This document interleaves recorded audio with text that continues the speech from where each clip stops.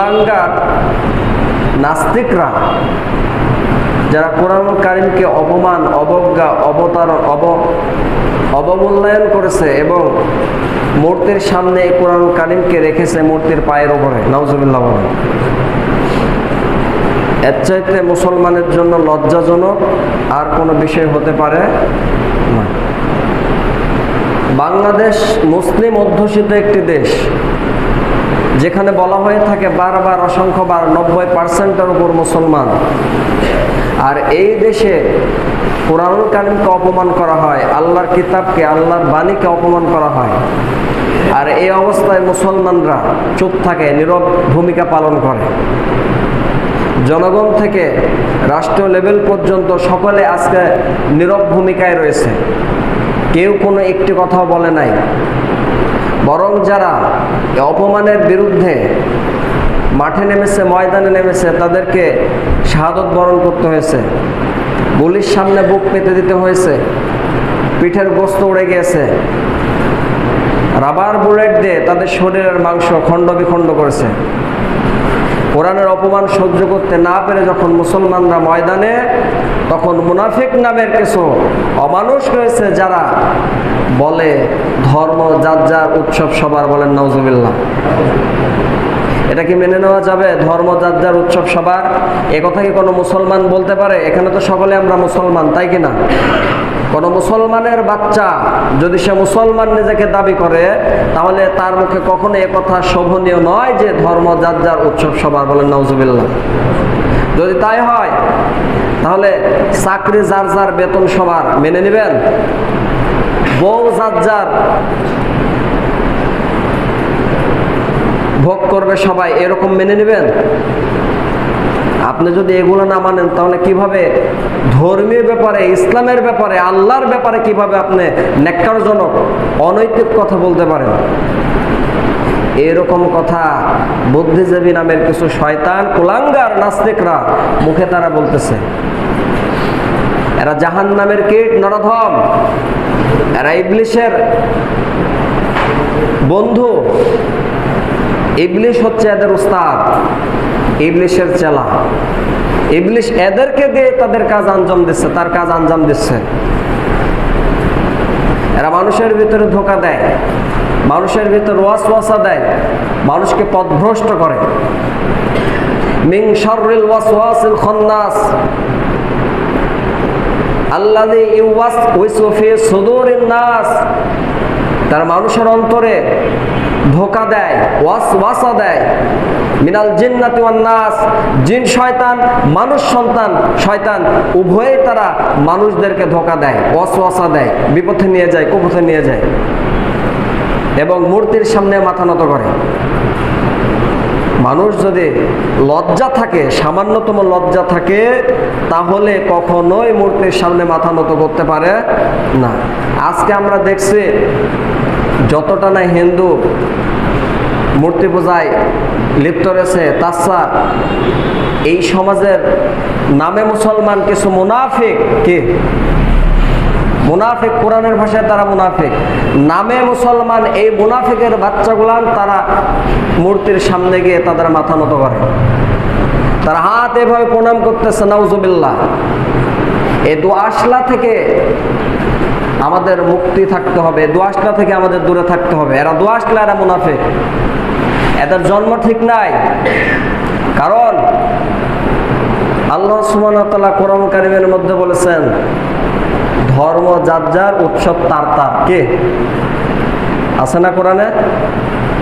বলিয়া আইয়ুহাল কাফিরুন, হে কাফর সম্প্রদায়, তোমরা শুনে রাখো, জেনে নাও, লা আ'বুদু মা তা'বুদুন, আমি যার ইবাদত করি তোমরা তার ইবাদত করো না, আর তোমরা যার ইবাদত করো আমি তার ইবাদত করি না। তাহলে ধর্ম যার যার, উৎসব তার তার। ধর্ম যার যার, উৎসব সবার, এ কথা কে বলবে? একমাত্র মুশরিকে আকীদা ছাড়া, নাস্তিক মুরতাদ ছাড়া এ কথা কোনো মুসলমান বলতে পারে না। মুসলমানের রক্ত যার শরীরের ভিতরে রয়েছে, এক ফোঁটা হালাল রক্ত যার শরীরে রয়েছে, এক ফোঁটা হালাল বৈধ রক্ত যার রয়েছে, সে কখনোই বলতে পারে না এই নাস্তিক্যপূর্ণ কথা। আজকে এই কথা চালিয়ে দেওয়া হয়েছে আমাদের ভেতরে অতি সস্তা দামে। আর কিছু চাটুকর রয়েছে, পাঁচাটা গোলাম, এরা মানুষ নামের অমানুষ জানোয়ার। এদের সম্পর্কে আল্লাহ সুবহানাহু ওয়া তাআলা কোরআন কারীমের মধ্যে বলেছেন, উলাইকা কাল আনআম বাল হুম আদল। তারা চতুষ্পদ জন্তুর ন্যায়, কুকুর, শুকুর, জানোয়ার, খবিশ যা রয়েছে এর চাইতেও নিকৃষ্ট। বাল হুম আদল, এর চাইতেও নিকৃষ্ট। এরা বলেন নাউজুবিল্লাহ। কে বলেছেন? আল্লাহ। আল্লাহ বলেছেন যারা কোরআন এর বিধান ব্যতি রেখে সমাজে প্রচলিত বিধান, শয়তানের তৈরি করা বিধান, শয়তানের তৈরি করা মতবাদের সামনে মাথা মস্তককে অবনত করেছে, এরা মূলত আল্লাহর সঙ্গে যুদ্ধ ঘোষণা করেছে, আল্লাহর সঙ্গে বিরোধিতায় লিপ্ত হয়েছে, বিদ্রোহ করেছে। আর আল্লাহ বিদ্রোহীদের কখনোই ক্ষমা করবেন না। তারা চতুষ্পদ জন্তুর ন্যায়।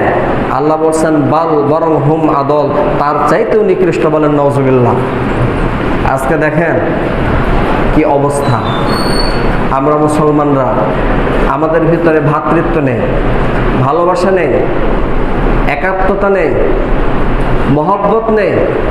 আমরা মুসলমানরা, আমাদের ভিতরে আছে হিংসা। কি আছে?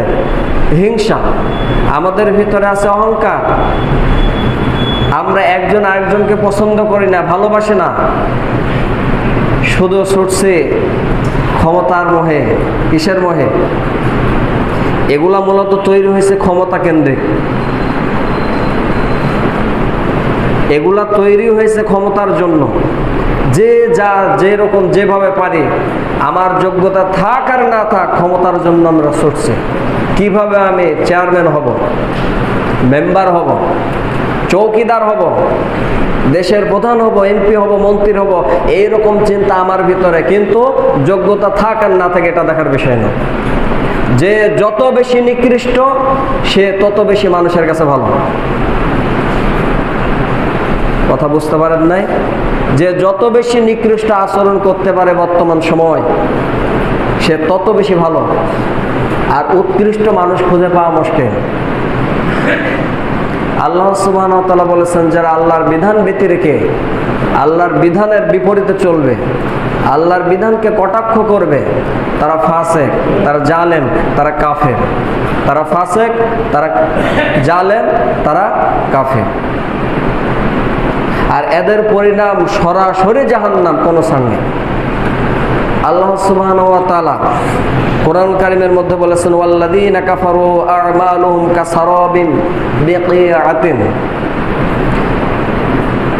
আর যারা কাফের, অর্থাৎ যাদের ঈমান নেই, কুফরি করে, মূর্তির সামনে মাথা নত করে, মসজিদে এসেও নামাজ আদায় করে, এই কাফেরদের সম্পর্কে আল্লাহ বলেন যে আ'মালুহুম কাসারাবিন বিকিআতিন, তাদের আমল সমূহ মরুভূমির মরীচিকার ন্যায়। বলেন নাউজুবিল্লাহ। মরুভূমিতে আপনি যখন দূর থেকে তাকাবেন মনে হবে পানি আর পানি, অগাধ পানি। মরুভূমিতে যে বালু রয়েছে, বালু চিকচিক চিকচিক যখন করে, দূর থেকে মনে হয় পানিতে ভর্তি হয়ে রয়েছে। আবার সেখানে যাবেন, দেখবেন কিছুই নাই, পানি নাই। ঠিক তেমনি ভাবে এই মুনাফিক, এই কাফেরদের আমল এইরকম। তারা নামাজ পড়ার পরে যদি বিধর্মীদের সঙ্গে এক সেকেন্ডের জন্যও তাদের সাথে আনন্দ করে, উৎসব করে, আড্ডা দেয়, ধর্মীয় দিক থেকে, দৃষ্টিকোণ থেকে, তাহলে তাদের আমলগুলান আল্লাহ সুবহানাহু ওয়া তাআলা বলেন মরুভূমির মরীচিকার ন্যায়। যেমন বালুগুলান দূর থেকে মানুষকে হতাশায় দেয়, মনে হয় পানি পাওয়া যাবে, কিন্তু দেখা যায় কাছে গিয়ে পানি নাই। ঠিক তেমনি ভাবে কিয়ামতের ময়দানে এই মানুষগুলান, এই নিকৃষ্ট মানুষগুলান তাদের আমলগুলান সব নষ্ট করে ফেলবে। মনে করবে নামাজ তো পড়েছে আমি, হজ তো করেছে আমি, জাকাত তো দিয়েছে আমি, দাড়ি তো আছে আমার, জুব্বা তো পড়েছে, মাথায় টুপি রয়েছে, এত সব আমল, এত সব আমল, অবশ্যই আল্লাহ রাব্বুল আলামিন আমাকে মাফ করে দেবেন। এরকম চিন্তা নিয়ে যারা বসে রয়েছে, সাবধান, তাদের আমলগুলান মরীচিকার নাই, সব ধ্বংস হয়ে যাবে। দূর থেকে আশা নিয়ে থাকবে, বুক ভরা স্বপ্ন নিয়ে থাকবে, কিয়ামতের ময়দানে গিয়ে দেখবে সব আমল ধ্বংস হয়ে গেছে। এই বাতিলদেরকে সমর্থন করার কারণে, কোরআন বিদ্বেষীদেরকে সমর্থন করার কারণে, ইসলাম বিদ্বেষীদেরকে সমর্থন করার কারণে, ইসলাম, কোরআন, আল্লাহর বিধান বিদ্বেষীদের কয়েকটি লকব উপাধি আল্লাহ রাব্বুল আলামিন কোরআন কারীমের মধ্যে দিয়েছেন। আবার যারা কোরআনকে মেনে নিয়েছে, গ্রহণ করেছে, তাদের কয়েকটি উপাধি লকব আল্লাহ রাব্বুল আলামিন কোরআন কারীমের মধ্যে দিয়েছেন। কোরআনকে যারা অমান্য করে, অস্বীকার করে, মানতে চায় না, মানতে দেয় না, যারা মানতে চায় তাদেরকে বাধা প্রদান করে, এদের সম্পর্কে কোরআন কারীমের মধ্যে আল্লাহ রাব্বুল আলামিন ডিটেইলস বর্ণনা করেছেন। এদের বৈশিষ্ট্য, ক্যারেক্টার সম্পর্কে আলোচনা করব ইনশাআল্লাহ। প্রথমত, যারা কোরআন কারীমের বিরোধিতা করে, কোরআন কারীমের আয়াতকে মানতে চায় না, অস্বীকার করে, তাদেরকে কাফের বলা হয়। কি বলা হয়? কাফের। প্রথমত তাদেরকে কাফের বলা হয়। আজকে যারা কোরআন কারীমের আয়াতের উপর লাল কালির দাগ দেওয়ার অপচেষ্টা চালায়, তারা কি মুসলমান? তারা কি মুসলমান থাকতে পারে? প্রতিটা মানুষ জন্মগ্রহণ করে ইসলামের ওপর। হিন্দু পাড়ার হিন্দুর বাচ্চা, মুসলিম পাড়ার মুসলিমের বাচ্চা, ইহুদি খ্রিস্টান পাড়ার ইহুদি খ্রিস্টানের বাচ্চা, সকল বাচ্চাগুলা নিয়ে ইসলামের উপর জন্মগ্রহণ করে। আল্লাহর ঘোষণা, পৈতৃক সূত্রে জন্মগতভাবে প্রত্যেকটা মানুষ মুসলমান। তাহলে আপনি যেভাবে মুসলমান হয়ে জন্মগ্রহণ করেছেন, হিন্দু এলাকার, হিন্দু অধ্যুষিত এলাকার হিন্দুদের বাচ্চাগুলো ইসলামের উপর জন্মগ্রহণ করেছে। আপনার তার ভিতরে কোনো তফাৎ নাই। দুইজনের জন্ম পবিত্র এবং সহিভাবে হয়েছে, মুসলিম হিসেবে হয়েছে। পরে তার পরিবার, তার বংশ, তার গোত্র, তার কম, তার সমাজ, তার রাষ্ট্র থাকে হয় ইহুদি, হয় খ্রিস্টান, নাই মূর্তি পূজায় লিপ্ত করে। হাদিস, রাসূল সাল্লাল্লাহু আলাইহি সাল্লাম বলেছেন যে প্রত্যেকটি মানব সন্তান ইসলামের উপর মুসলিম হয়ে জন্মগ্রহণ করে। তাহলে আপনি শুধু মনে করবেন না যে আমি বংশীয় গোত্রীয়ভাবে মুসলমান। এই মুসলমানিত্বের কোনো মূল্য আল্লাহ তাআলার কাছে নাই, আল্লাহর কসম নাই। আপনি বলবেন আপনার বাপ মুসলমান ছিল, আপনি চামড়া কেটেছেন, আপনি মুসলমান হয়ে গেছেন। আল্লাহর কসম, আপনি মুসলমান নন। মুসলমান তো সে যে আল্লাহর কাছে নিজের মস্তক অবনত করে দিয়েছে, শিরনত করে দিয়েছে, আত্মসমর্পণ করেছে, সারেন্ডার করেছে, সে হচ্ছে মুসলিম। মুসলমানের সংজ্ঞা জানতে হবে। যারা আল্লাহর কাছে শিরনত করে নাই তারা কাফের। তারা কি? কাফের। আজকেও যারা ওই ইহুদি খ্রিস্টানদের তাবেদারি করতে গিয়ে মুসলমানদের কষ্ট দিয়েছে, নির্যাতন করেছে, আমার আপনার কলিজার টুকরা কোরআন কারীমকে অবমাননা করেছে, তারা কি মুসলমান? তারা কি মুসলমান? তারা কাফের। তারা কি? তাদেরকে যারা সাপোর্ট দিয়েছে তারাও কাফের, সহযোগিতা যারা করেছে তারাও কাফের। কাফের কাকে বলা হয়? কাফা আর র, এই তিনটা শব্দের অর্থ, আবিধানিক অর্থ হলো ঢেকে দেওয়া, আচ্ছন্ন করা, আবৃত করা। যারা কোরআনুল কারীমের বিধানকে শয়তানের বিধান দিয়ে ঢেকে দেয় তারা কাফের। আজকে কোরআনকে তারা ঢেকে দিয়েছে কি দিয়ে? মূর্তি পূজা দিয়ে, নিজের নফসের চাহিদা দিয়ে, শয়তানি দিয়ে, অপকর্ম দিয়ে। এদেরকে যদি আপনি মনে মনেও সাপোর্ট করেন, আল্লাহর কসম আপনি কাফের, সন্দেহ নেই। আপনি যদি জাররা পরিমাণ সাপোর্ট করেন, আপনার অন্তরের ভিতরে যদি তিল পরিমাণ ঈমান যদি থাকে, আপনি কখনোই তাকে সাপোর্ট করবেন না, তাদেরকে সাপোর্ট করবেন না যারা তাদেরকে সাপোর্ট করে। যদি তিল পরিমাণ ঈমান থাকে, এটা ঈমানের দাবি, এটা ঈমানের দাবি। যারা কোরআন কারীমকে অস্বীকার করেছে, যারা অপমান করেছে, তারা সকলেই কাফের। যারা তার পক্ষ অবলম্বন করেছে সব কাফের। কে বলেছে? আল্লাহ, আমি বলি নাই। আর এই কুফরি করার কারণে আল্লাযীনা কাফারু, যারা কুফরি করেছে, আল্লাহ সুবহানাহু ওয়া তাআলা বলেন তার আমলগুলান সব মরুভূমির মরিচিকার ন্যায় হয়ে গেছে। বলেন নাউজুবিল্লাহ। তারা পথভ্রষ্ট, তারা জাহান্নামে যাবে, সন্দেহ নেই। 2 নম্বর হচ্ছে শিরিককারী। আপনি আল্লাহ ব্যতীত মূর্তির কাছে গিয়ে এইভাবে এইভাবে এইভাবে নত হন, এটাকে শিরিক নয়? এটা শিরিক নয়? তাদেরকেও স্যালুট দেবেন, আবার আল্লাহকেও এসে বলবেন আল্লাহ তোমার কোরআন পড়ি, তাহাজ্জুদ পড়ি, নামাজ পড়ি, অমুক তমুক ইত্যাদি করি, হজ করি। কাজ নেই।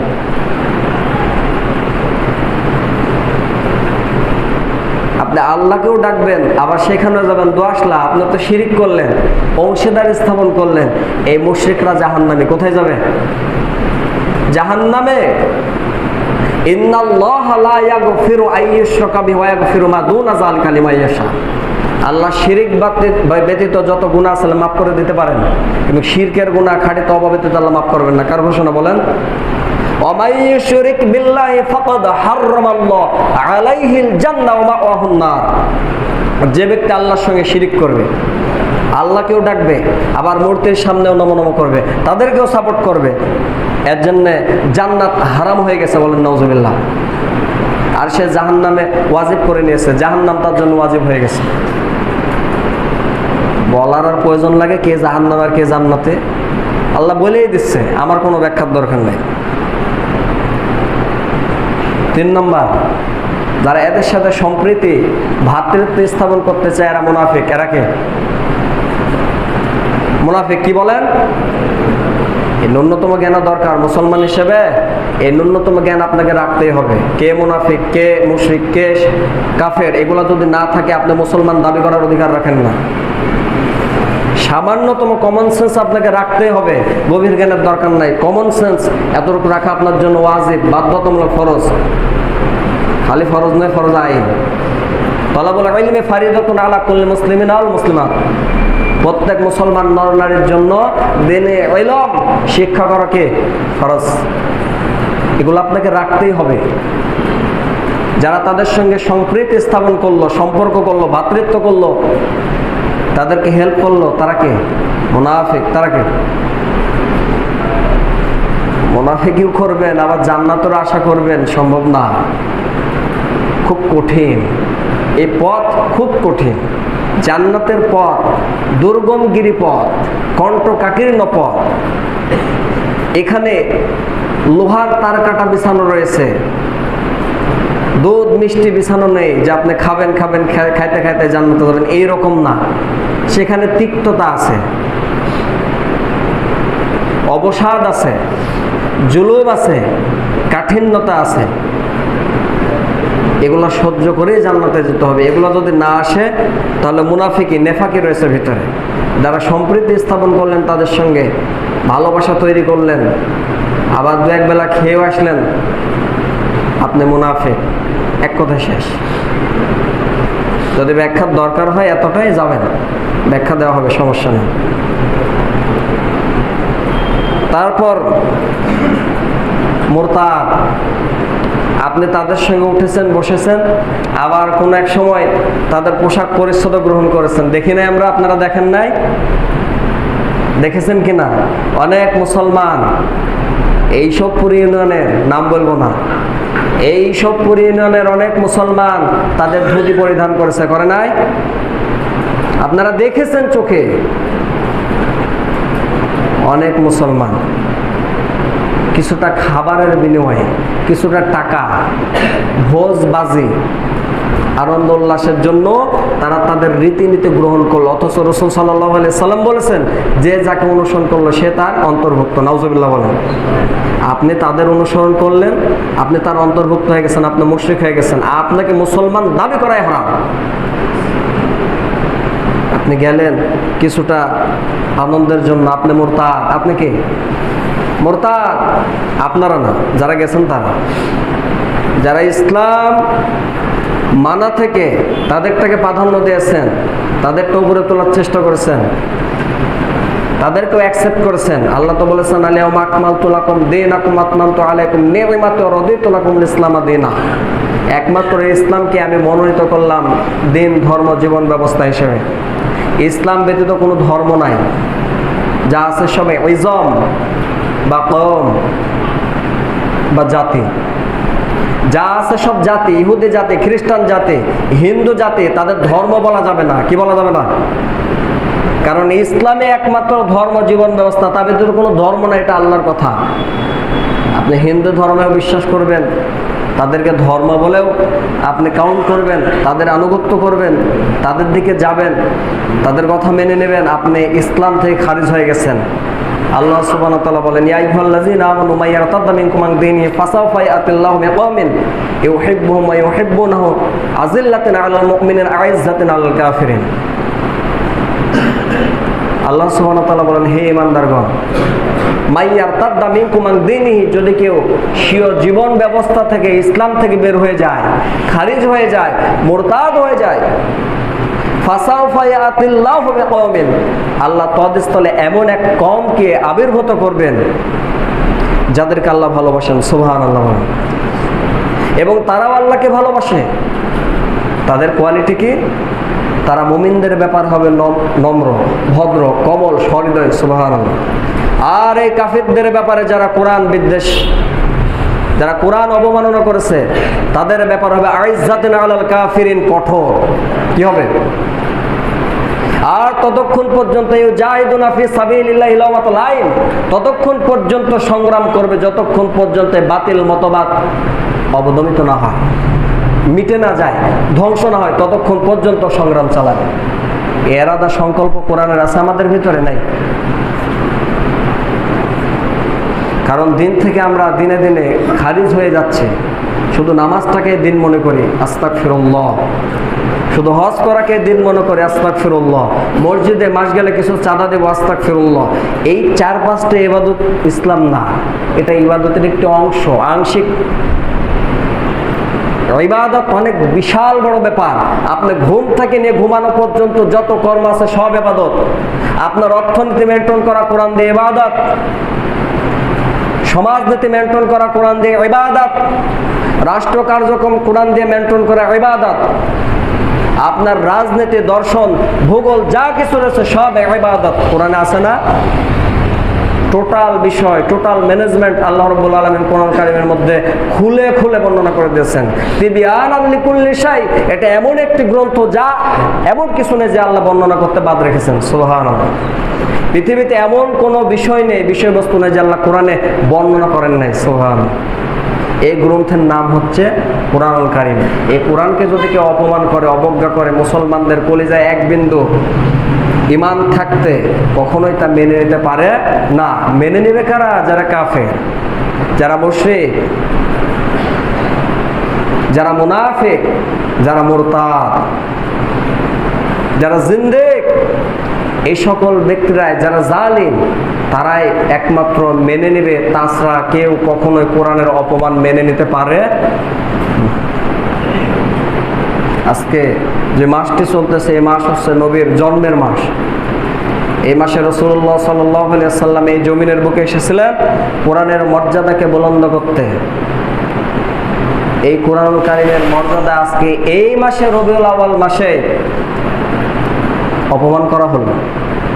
কোন মুসলমানকে আমরা ফেসবুকের ভাষায়, যেখানে কষ্ট লাগে না, টাকা লাগে না, পয়সা লাগে না, ফিরে ফিরে চালানো যায়, এখানে কি একটা স্ট্যাটাস আমরা দিয়েছি 1 মিনিটে, 5 সেকেন্ডে?